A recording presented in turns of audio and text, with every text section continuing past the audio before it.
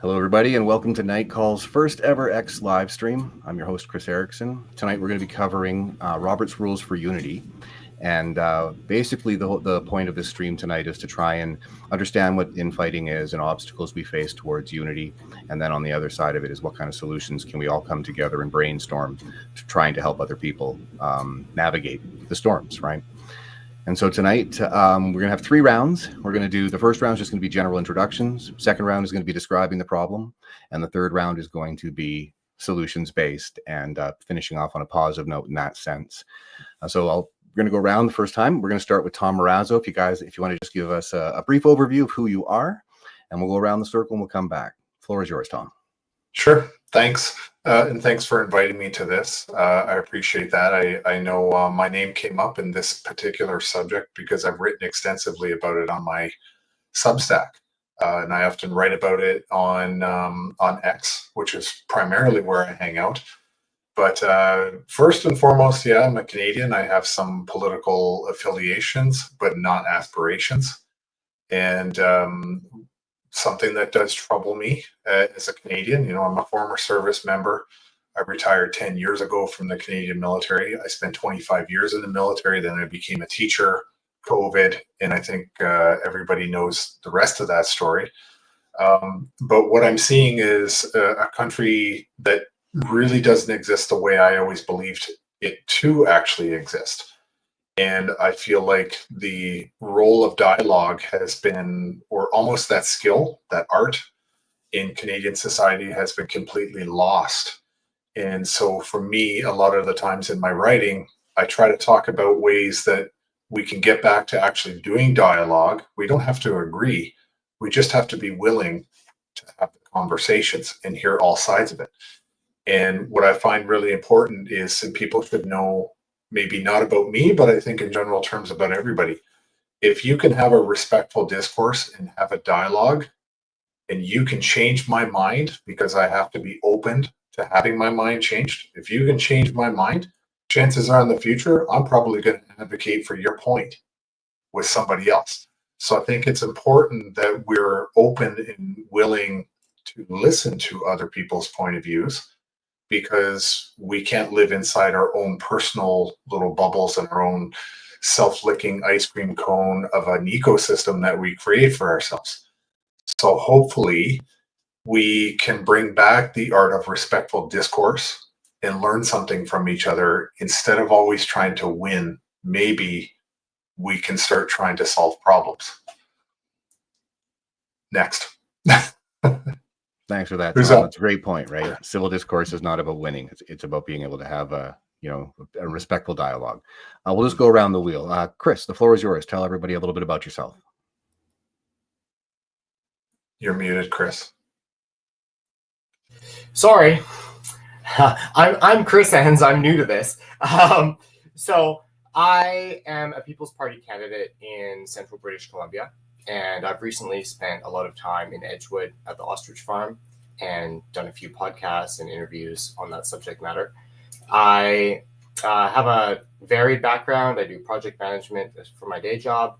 I worked in the financial derivative sector in Australia, where I lived for 10 years. And I moved back to Canada during COVID, or at the end of COVID, when they finally let us leave the country. So I have a lot of distrust for the state, and I lived through 174 days of lockdown in Melbourne, and I saw what can happen when you have a very efficient state apparatus and a very weak population in terms of standing up for their rights and freedoms. And so moving back to Canada, a lot of people often ask me, why did you come back to Canada? It's very authoritarian here. And I said, the great thing about Canada, and it's not like you can just go to any country in the world, right? I'm a citizen, I was born here, is that I'd rather have a very ineffective government that wants to be authoritarian than a very efficient government that wants to be authoritarian. It's all about how much time you have. So I'll leave it there for the minute.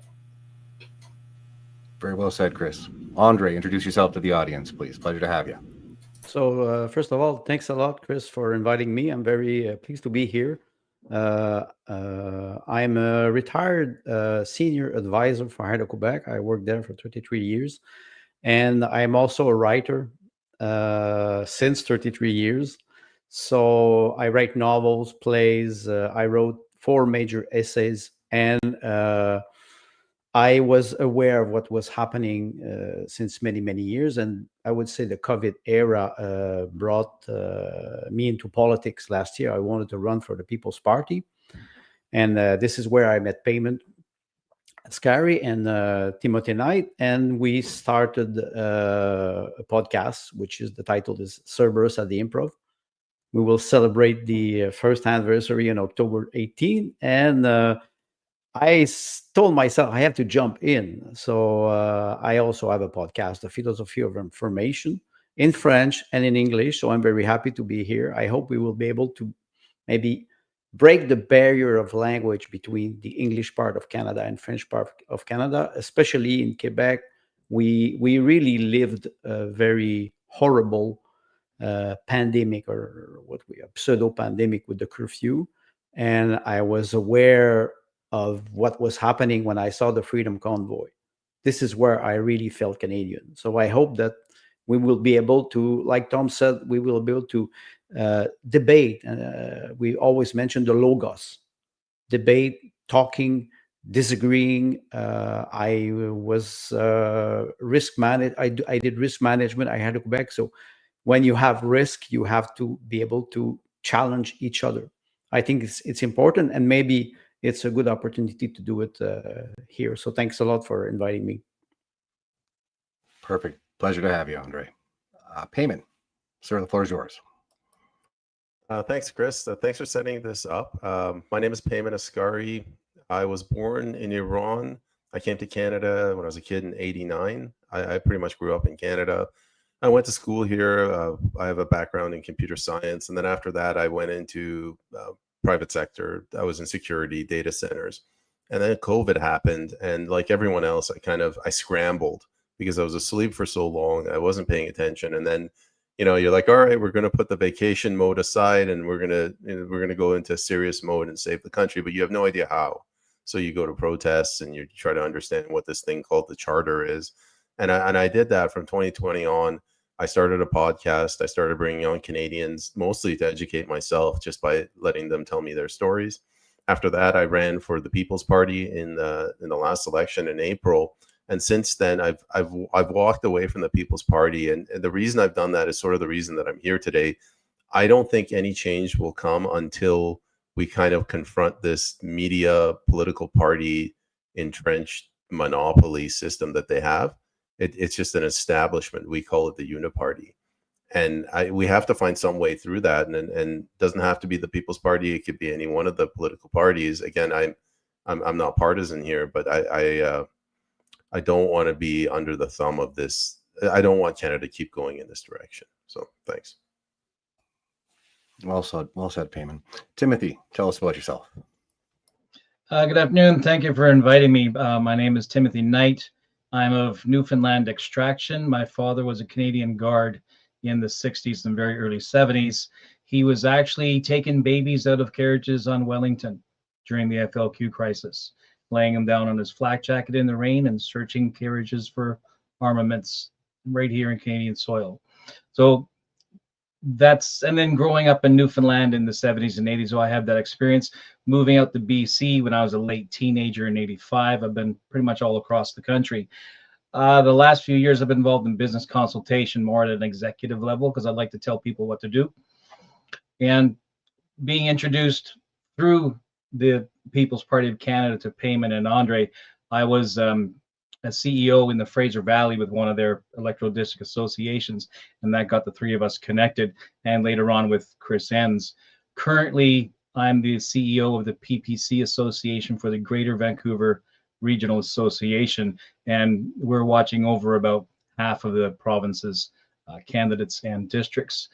My connection with Cerberus at the Improv gives me an opportunity to explore what I call cults of personality, right, which Tom has very eloquently written about. That resonated with me very, very well because I watched what was happening on the the dark edges of the old black and white TV, right, which we call the convoy, when little tiny small cults are fighting for position and power and limelight. And so we've discussed on our podcast the problems that the right has because we are independent thinkers, right? Because we are of a conservative mind. So because we are capable of thinking for ourselves, then during a crisis like COVID, individuals will be motivated and create small groups and motivate small groups. And then over time is an opportunity for them to congeal, right? For them to make a larger organization. But they never do, because I know how to do this. And I'm not losing my brand to that ass over there. And this is, we find this has happened in the right for generations because it's part of the conservative character. Whereas on the more liberal-minded character, not political spectrum, but character, right? You'll find that they very quickly look for a leader. They very quickly collectivize. They very quickly adopt that mantra, right? And then you take the right ones and you weaponize them, and before you know it, you've created a very powerful minority that the right historically says, whoa, wait a minute, let's have a conversation, let's sort this out, let's be logical. And the left pokes and pokes and pokes and says, I'm not touching you, I'm not touching you, I'm not touching you. And now the right is becoming sufficiently aggravated to act as poorly as the left. And so my hope in having conversations like this is we look at the right and say, smarten up, exercise some self-discipline, see the bigger picture. You have value, share it with those who have more experience, more knowledge, and more capacity, and we'll get through this. Well said, Timothy. I don't really like talking about myself, but it's kind of a good transition to actually to say a little bit about myself from, as we get into the second round. My background is in social work, security, advocacy, empathize, to be able to step back and take a look at what's in front of you, to be able to try and put your shoes. You can never fully understand the person's perspective, but a lot of the work I did was de-escalation, building bridges, and be able to at least try and find some level of an amicable way to proceed. And oftentimes that took a unified goal to be able to do that, especially as an advocate when you're in situations where you have multiple different kinds of personalities, different faiths, different backgrounds. And like you say, I tip my hat to you. We're at the point now where we need to be able to transition and try and have these conversations in a more meaningful way. And so that'll take us into the next round, where we get to describe in more detail a bit of the problems. We kind of touched a little bit on it to start here, but I think we can go do a bit more of a deep dive as far as, not necessarily how, well, I guess, yeah, how we got here is a part of it. I don't want any names of other people that may be considered as people that like to agitate and cause infighting and stuff among the right or center, whoever, right? But I do kind of want, we'll come back around and try and see if we can help provide some solutions or some suggestions on how we move forward. So in saying that, round two, kickoff is for Tom. Tom, what are your thoughts, Tom? Well, Timothy brought up some really great points. And if we look at this from a national strategic point of view, the reality is in Canada since 1867, if you look on the right, there's been 5 conservative parties, movements. If you count the PC, that's actually a 6th. And so what does it say? It does support this idea of a very difficult time falling in line as opposed to unifying. Okay, we like to call it, and I'm not here to berate the liberals or the left. I don't need to. I don't need to do anything like that. But I think you could almost create you can talk about the hive mind, the liberal hive mind. And the right, the conservative side is individualistic. We are very self-reliant. We believe in personal responsibility. So our principles and our values are very different than what you see on the liberal right-leaning side. where it's community, it's what do you want to, how do you want to say it, like pretty much community focused, but I would argue to a fault. I don't want to come out and say that, hey, they're outright Marxist, communist, Leninist, whatever. I don't want to give them the title of that. And I'm going to say something, and I've had many discussions with people about this over the last 5 years. It's my view that the vast majority of Canadians are very much somewhere in the center. There's slights that in the early days, let's say in my 30s and 40s, maybe, if you were to say to me, like, look, you've got to vote on, you've got one bullet in the gun to fire, is it going to be liberal or conservative? There was a time in my life where I probably would have, but many people might be surprised to hear that I did not this time around vote for the Conservatives. In fact, the last two elections, I voted for the PPC. And again, the focus of this isn't about the political part. I strongly believe that there's a uniparty. I have fundamental disagreements with both the Liberals and the Conservative Party of Canada.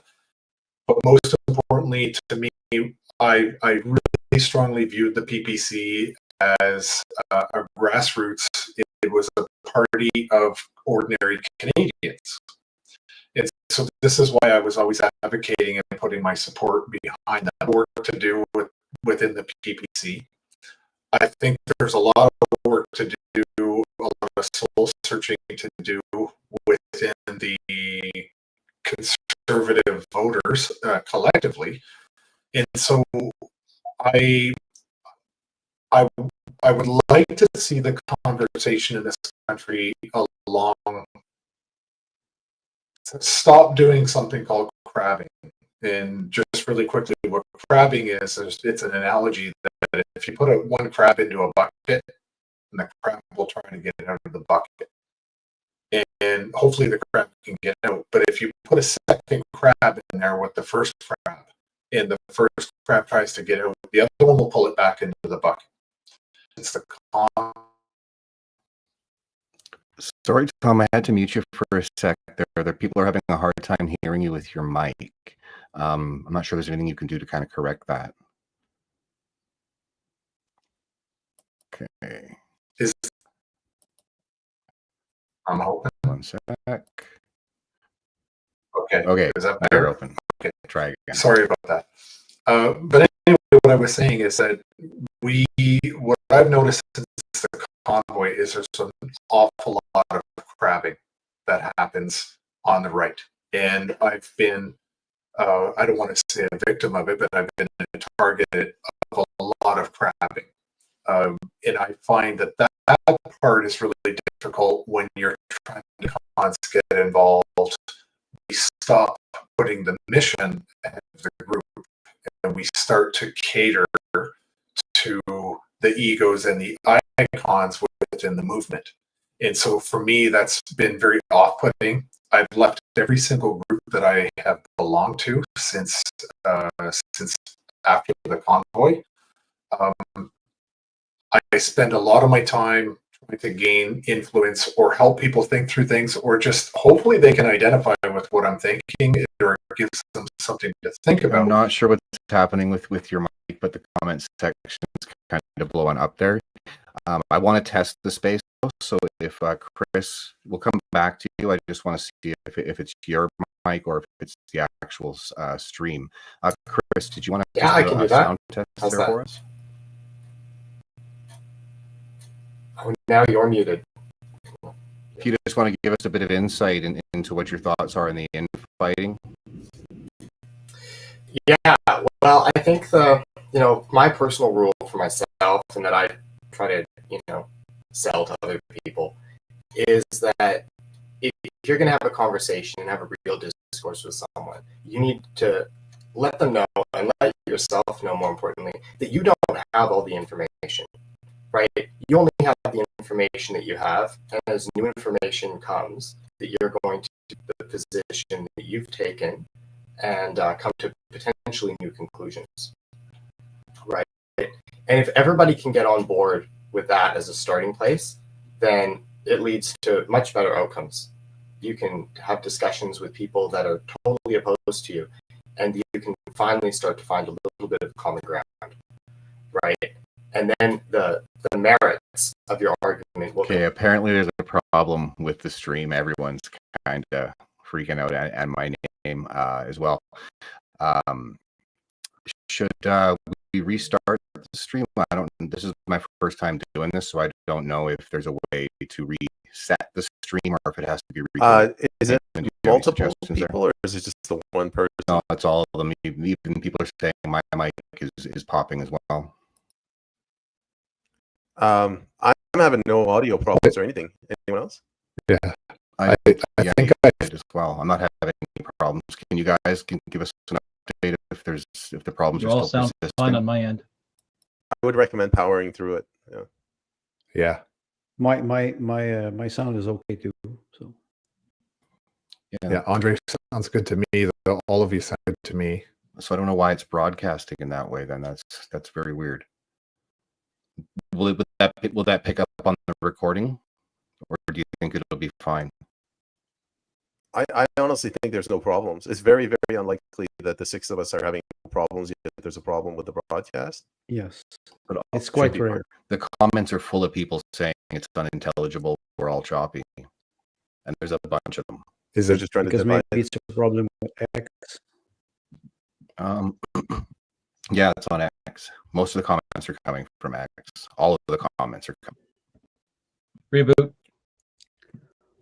Maybe, well, one suggestion, maybe asking the audience to get out, because sometimes you just disconnect, because sometimes they have a problem with spaces. You get out and you come back, and maybe the problem will go away, because if we don't have any problem with Mike, it may be X. Yeah, they're saying it's all coming from X. Here's some of the comments. Payment is broken. There's a lag in the video too, like a badly dubbed kung fu movie. It's all very broken for all of you. It's terrible. Okay, I see what's going on. If you go over to X, it's choppy. It's not the microphone. It's I'm trying to think what it could be.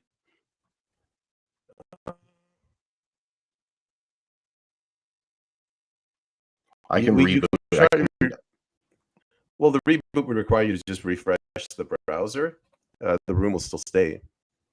I don't think it's going to solve the problem. Let me double check. Did you push to YouTube or anything anywhere else? No, it's streaming just to YouTube, and it is streaming to X.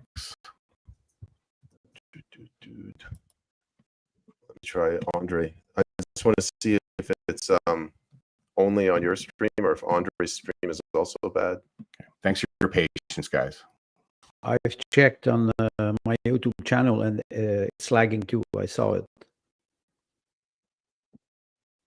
Okay, so it's on your YouTube channel. It's on Andre's X as well. Do you want maybe I don't know if it's because I'm on hardline. I'm not on Wi-Fi. For If the stream, so I'm not sure. you're the only admin now, Chris, because if we all go out and we come in, maybe it will help. Sure, if you want to try that. All right, everybody refresh. Okay. Thanks, Chris. Sorry, everyone. We're trying to figure it out.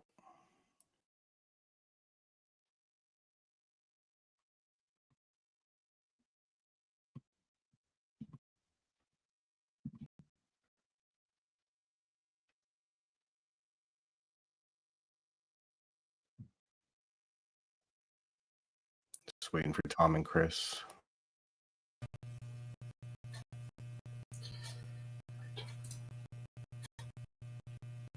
Maybe the conversation's too important.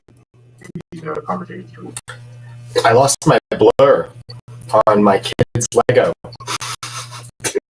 See that? I don't know how to get it back. Maybe we're all on a list or something. I don't know. Maybe just. Because has anything improved in the chat? Has anything improved at all, or is it still a problem? No. I've never encountered this.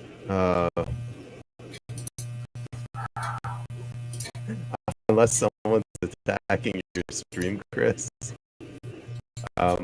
You can try repost. It might fix the problem. Not just refreshing, shutting this stream out down and trying again, or do you want to start a new one and I'll just stream to my page just to see if that's the difference? Take it away from me. I'm happy to do that. Are you guys okay? We're sorry about all the troubleshooting. It's going to take like 2 minutes. Okay. I'll host the stream and I'll send. Okay, guys. In the chat, we're going to shut her down and then we're going to start up again. So we'll be broadcasting in a sec. Sorry about that.